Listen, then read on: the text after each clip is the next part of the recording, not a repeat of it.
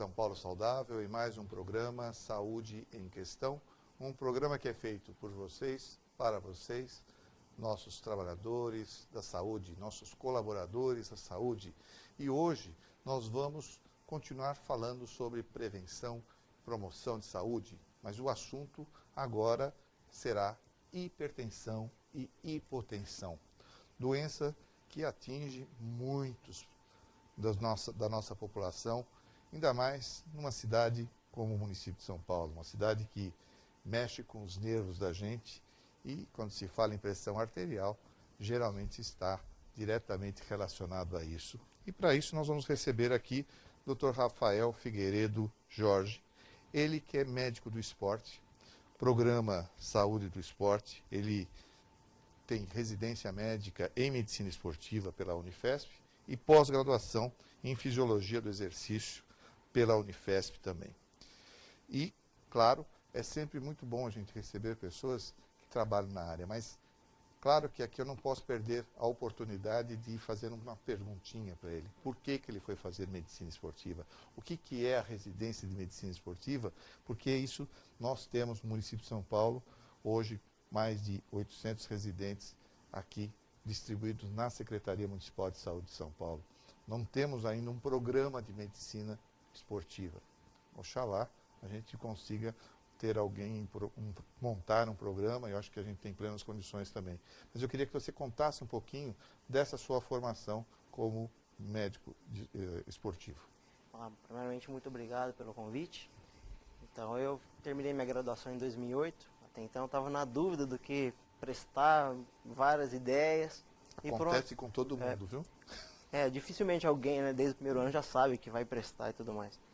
E por um acaso eu acabei descobrindo essa residência de medicina esportiva, né, que o primeiro ano foi em 2007. E pensei que sempre fui esportista na faculdade, sempre joguei, vou prestar ver como é que é. Se eu não gostasse, eu sairia numa boa. Acabei prestando no final da faculdade, comecei em 2009, 2010, 2011 e faria novamente. Se tivesse que escolher a residência, faria novamente, que foi muito bom para mim. Você falou para mim que o que é o médico desportista mesmo? Eu falo que o médico do esporte é um PSF do esporte, que a gente estuda tudo em relação ao esporte. Ginecologia, ortopedia, clínica, neuro, doping, fisiologia, tudo em relação ao esporte. Então eu resumo a residência de medicina esportiva em o PSF do esporte. Quer dizer, é um clínico que tem essa visão voltada para a área de, agora, mais do que nunca, prevenção, promoção de saúde. E por isso nós estamos falando aqui, vamos começar o nosso programa, falando de hipertensão e hipotensão. Falar é fácil. Agora, eu quero que você me defina hipertensão e hipotensão, pressão alta, pressão baixa, para quem está nos assistindo. Vamos lá, então, né? Hipertensão é a famosa pressão alta, né?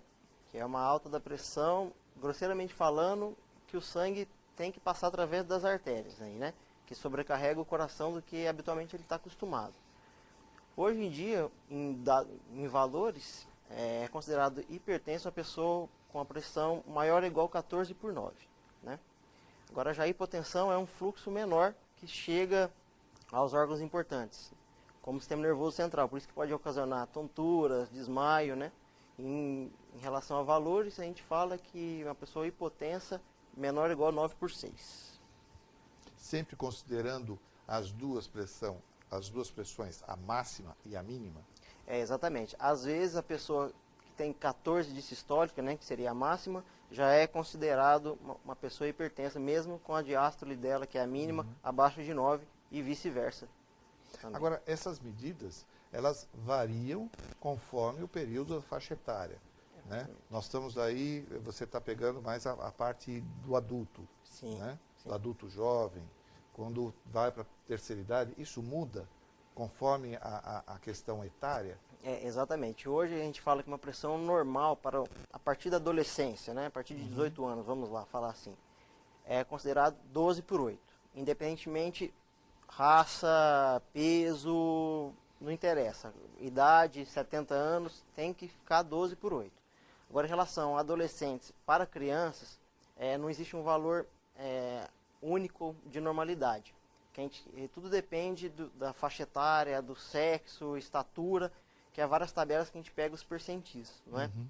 É considerado normal quem está abaixo desse percentil 90, lógico, se tiver a pressão menor que 12/8, né? Entendi. Tudo isso varia porque varia o volume sanguíneo, o calibre dos vasos, o tamanho dos vasos sanguíneos, tudo isso influi. E a questão do fenótipo, por exemplo, uma pessoa mais obesa, tem um braço maior. Então, isso muda também quando a gente vai analisar. Eu tenho que usar sempre o mesmo manguito para tirar uma pressão? Como é que funciona? Na verdade, o manguito varia de criança para uma pessoa normal eutrófica, entre aspas, né, uma pessoa obesa. Há vários tamanhos para ser aferida essa pressão. Mas independentemente disso, a partir de uma idade adulta, igual eu disse anteriormente, independente se é obeso ou não, tem que manter 12/8, tá certo?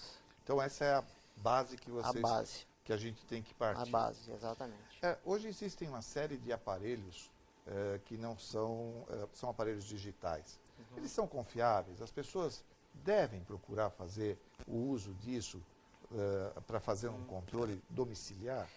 Olha, com certeza o aparelho tradicional, né, com esfigmo, Ele é muito mais preciso. muito mais preciso. Agora, se você é difícil fazer o controle através desse aí, você tem Um aparelho desses outro aparelho digitais, exatamente. Melhor esse do que outro, né? Mas o ideal, com certeza, é o tradicional. Mesmo porque existem truques para se moldar isso, né? Exatamente. Não é só colocar o aparelho e sair, porque pode depender, interfere uma série de questões de posição e tudo mais. Existe uma forma de se medir a pressão de uma pessoa através uma forma correta de medição?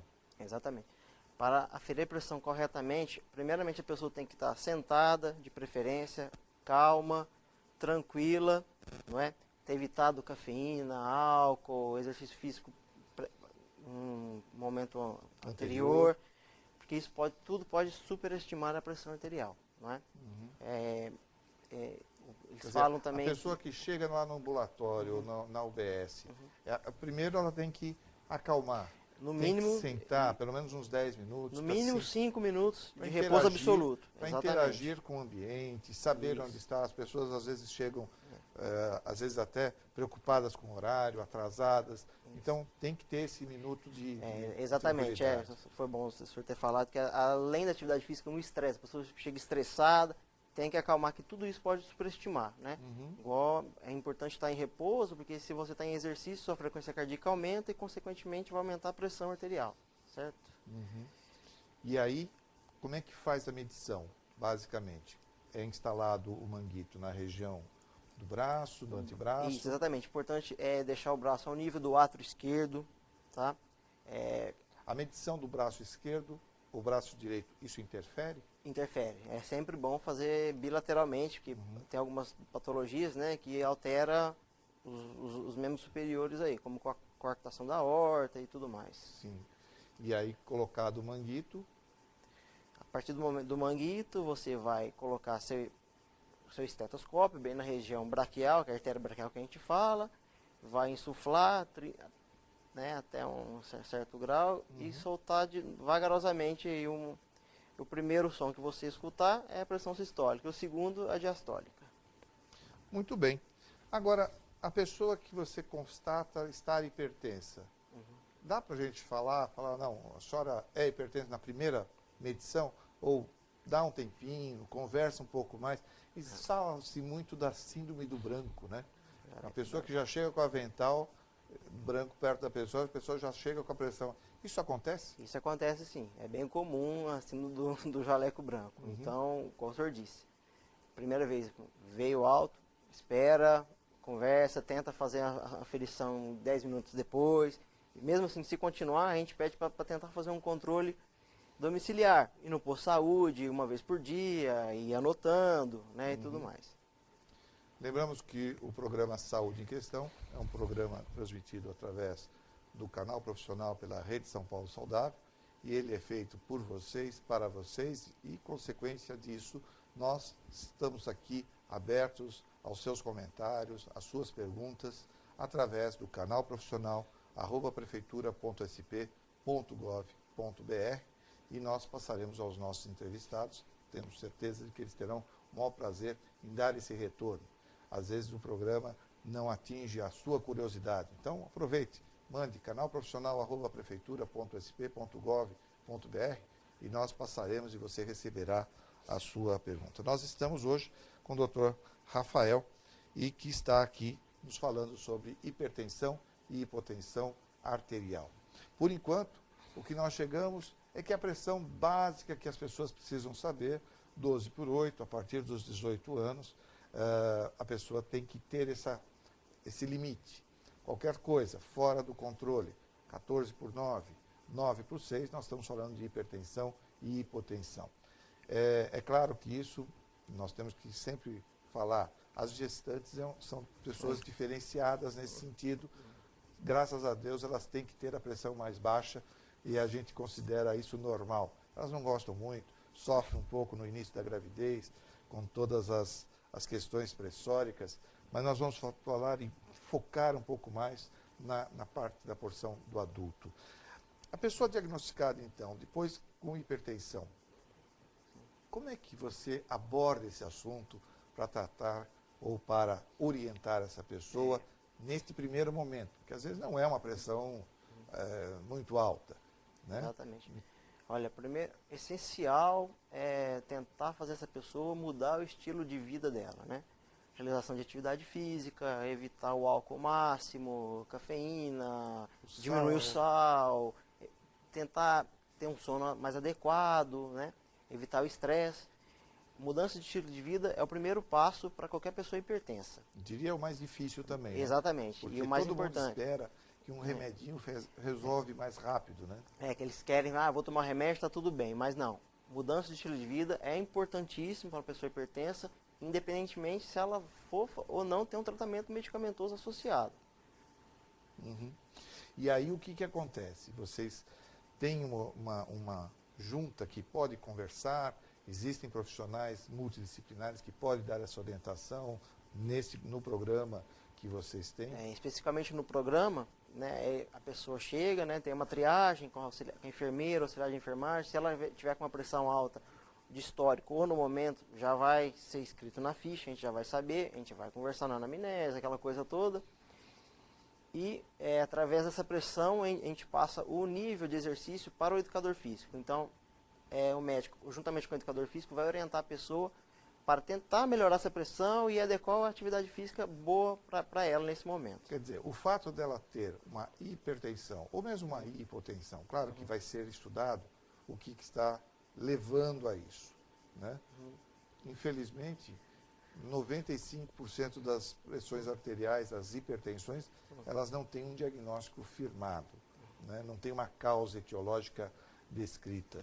Elas são chamadas de idiopáticas, mas ainda assim, isso não é impeditivo para que ela se inscreva no programa e possa fazer parte com os demais grupos. De jeito nenhum.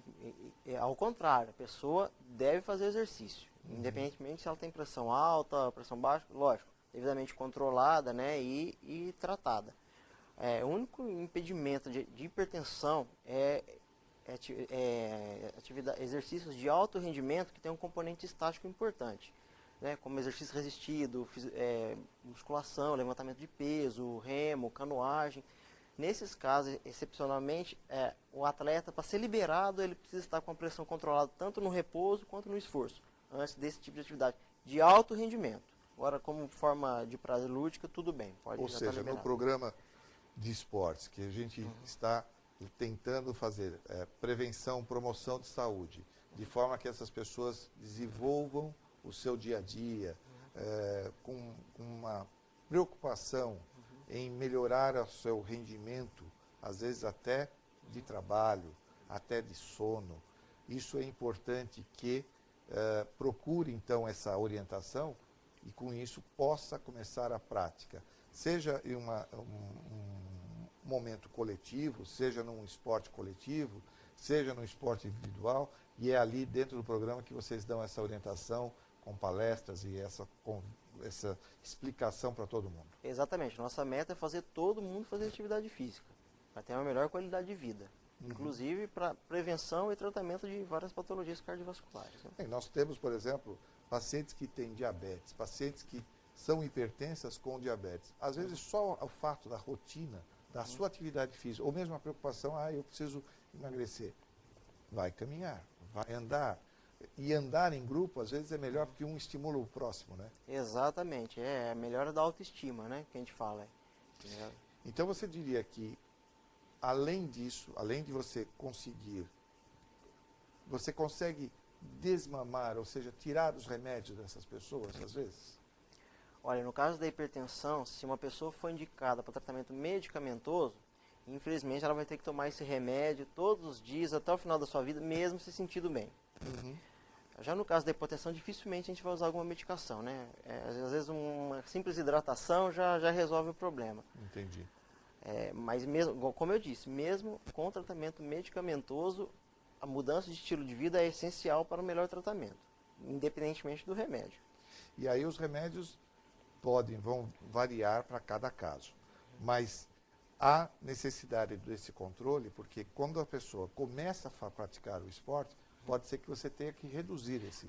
Isso sim. Às vezes reduzir dose, com certeza. Isso a gente vai fazendo o controle, vai diminuindo, vai diminuindo a dose. Agora, assim, a partir do momento que a pessoa começa a fazer uso do remédio, não para mais, vai até o final da vida. A questão do gênero, isso interfere? Por exemplo, as mulheres são mais sensíveis, as mulheres têm mais facilidade de serem hipertensas, ou a questão da menopausa interfere? Como é que vocês observam? Você falou que na sua formação você também passou pela ginecologia, passou pela obstetrícia. Exatamente. Então, queria saber hoje a gente tem que ficar claro que 25% da população brasileira é cometido com hipertensão, segundo dados do Ministério da Saúde, né? Assim, a mulher é mais propícia a ter hipotensão a partir da adolescência, que a gente não sabe se ela se hidrata menos, se é uma questão de vasodilatação, né? Até a questão da menstruação, às vezes pode ter um fluxo maior, ficar um pouco mais desidratado. Sei que é difícil, mas tudo pode interferir nisso daí. Sim. A questão da hipertensão, hoje o Ministério da Saúde também mostra que a prevalência entre as mulheres é maior que dos homens aqui no Brasil. Agora, será que isso é porque é subdiagnosticado nos homens, que as mulheres procuram mais serviços de saúde? A gente não sabe isso daí. Mas hoje, segundo o Ministério da Saúde, né? Mas hoje, segundo o Ministério da Saúde, há 5% a mais mulheres do que homens no Brasil hipertensas. E muito está ligado à nutrição também, né?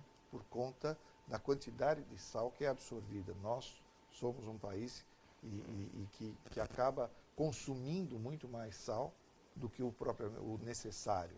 Exatamente. Além da alimentação, virou a moda, né, de esses refrigerantes zero, sem açúcar, que não tem gordura, mas tem glutamato de sódio muito, muito, muito maior. Então, o sódio atrapalha, nesse sentido, melhora a parte lipídica, mas piora a pressão. Pelo que você está falando para nós, Rafael, o fato da mudança de estilo de vida, né, que vai ajudar essa pessoa, a gente não tem dúvida, isso já está comprovado, cientificamente a gente já sabe, faz a pessoa perder peso, isso pode mexer com as medicações. Quer dizer, no fundo, não é um diagnóstico de hipertensão, hipotensão, que ela vai ficar dependente de medicamento para o resto da sua vida. Você pode dizer que ela vai ter um controle. Exatamente. No caso da hipotensão, como eu disse, dificilmente vai ser usado remédio em algum momento. Dificilmente. Agora, a hipertensão, como é uma doença crônica que a gente fala, né, não tem cura. Então, o controle é feito pelo tratamento medicamentoso e não medicamentoso, que é a mudança de estilo de vida, que para mim é o mais importante. Sem dúvida. E atletas, como que recebem? Existem atletas hipertensos? Existem sim. Não há assim, muito estudo em relação a isso ainda. Estudo de hipertensão no grupo de atletas. Porque a gente sabe que os atletas, né, normalmente têm menor quantidade de doenças cardiovasculares. Os estudos em relação à pressão mostram que na população de atletas hipertensos há 50% menos do que uma população sedentária em geral. O tratamento é o mesmo em relação aos atletas. A única preocupação que a gente tem que ter com a hipertensão ou hipotensão em atletas se ele vai usar medicamento ou não.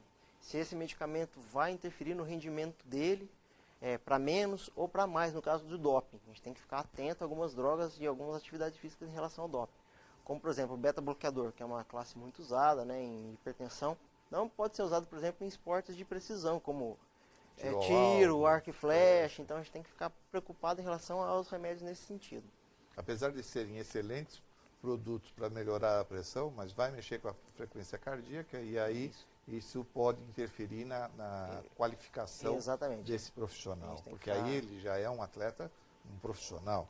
E a prática de esportes, isso impede, quer dizer, existem medicamentos que podem ser usados, então, para os atletas de alta performance e pode ele ser hipertenso e continuar a prática de esporte? Exatamente. Há classes que podem ser usadas normalmente, como qualquer outra pessoa.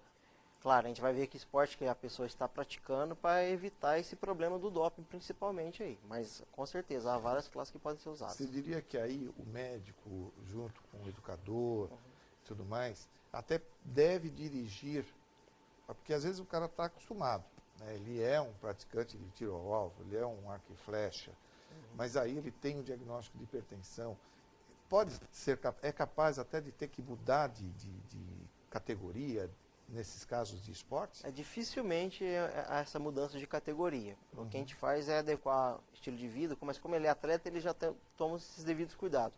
É adequar outra classe medicamentosa para ele, que aí não tem problema nenhum. Existe alguma relação na questão da frequência cardíaca e a pressão arterial? Quer dizer, muitas vezes a gente vê as pessoas mais preocupadas com frequência cardíaca durante o esporte, isso independente se profissionais de alta performance ou não, do munícipe, às vezes, não, vamos tirar a frequência cardíaca, ou então a questão da transpiração, aquela pessoa que transpira mais do que outras. Como é que é, através da visão do médico esportista, nesses casos? A frequência cardíaca está diretamente proporcional à pressão arterial. E como a gente sabe, a fórmula da pressão arterial é pressão arterial igual débito cardíaco vezes a resistência periférica. E esse débito cardíaco é volume sistólico vezes a frequência cardíaca. Ou seja, se você tem uma frequência cardíaca alta, se não há mudança na resistência dos vasos, a pressão com certeza vai ser maior. A gente calcula essa frequência cardíaca, o melhor método para a gente calcular é primeiramente fazendo um teste de esforço, um teste ergométrico que a gente fala, né? Que vai variar idade, sexo, a gente vai ter um parâmetro muito bom aí, né? O cálculo, grosseiramente, que a gente faz a gente pega 220 menos a idade da pessoa, esse valor seria a frequência cardíaca máxima que ela pode chegar. O intervalo bom de confiança, tranquilo para ela fazer uma atividade física, fica entre 65% a 85% desse valor máximo. Para ela não ultrapassar. Para ela não ultrapassar. Repete então, grosseiramente você faria o quê? Pegaria o valor... 220 menos a idade. Menos a idade. Esse valor seria a frequência cardíaca máxima.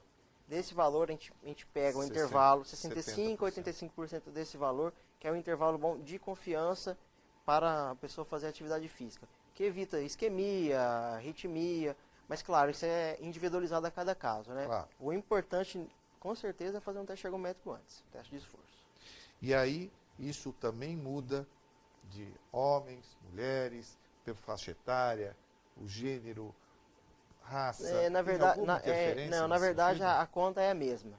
E já fazendo a conta pela idade, a gente vai ter um intervalo de segurança mais ou menos igual. Existem esportes proibidos para portadores de hipertensão e hipotensão? Você colocou alguma coisa, mas só para a gente reforçar. Como eu tinha falado. Sim, para uma pessoa de sedentária, entre aspas, né, que faz 3 vezes por semana, aquela caminhada, tudo tranquilo. Agora, esportes de alto rendimento que tem um componente estático importante, que é isso. Exercício resistido, né?